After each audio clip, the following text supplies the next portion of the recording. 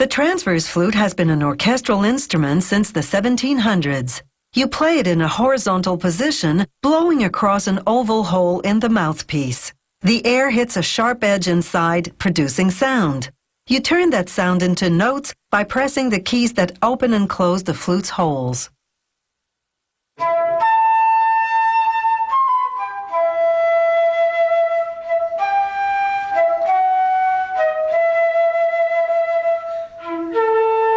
They begin production by inserting a solid steel bar into a sterling silver tube. Then, using a press, they lengthen it and taper it, reducing the diameter to 1.7 centimeters. This tube is part of what's called a head joint, one of 3 sections that make up the flute. The other sections are the center joint and the foot joint. Next, on another machine, they insert a second tube for the center joint. This device drills small holes to mark the position of each tone hole, the raised rim around each of the flute's holes.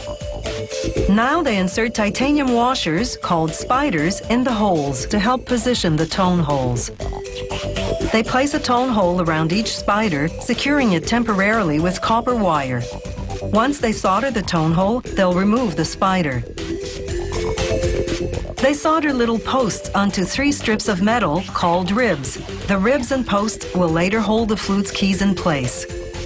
Next, they use what's called a profile cutter to shave the tone holes by minute amounts to perfect the flute's sound.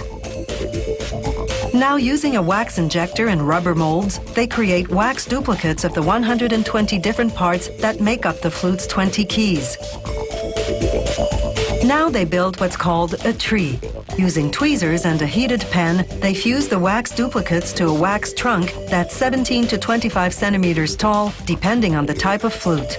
Then they place the tree in a perforated steel flask covered in masking tape. They pour in a liter of plaster, which hardens around the tree. Then they remove the tape and heat the flask. The wax melts through the holes, leaving plaster cavities in the shape of the key parts. The keys are made from tiny particles of silver or gold. These ones have a reddish hue because of their high copper content. The craftsmen pour a carefully measured amount into the casting machine's upper chamber. The machine heats the metal for 12 minutes. The plaster flask goes into the casting machine's lower chamber. They release molten metal into the cavities. Once the metal cools, they shatter the plaster under cold water, exposing a tree of silver key parts. Using a pneumatic cutter, craftsmen snip off the key parts. They have a dull finish because the silver isn't yet polished. Now they solder the key parts together and polish each finished key with a soft rotating brush. They also solder on a riser, which attaches the mouthpiece's lip plate to the head joint tube. They cut away excess metal from the opening of the lip plate.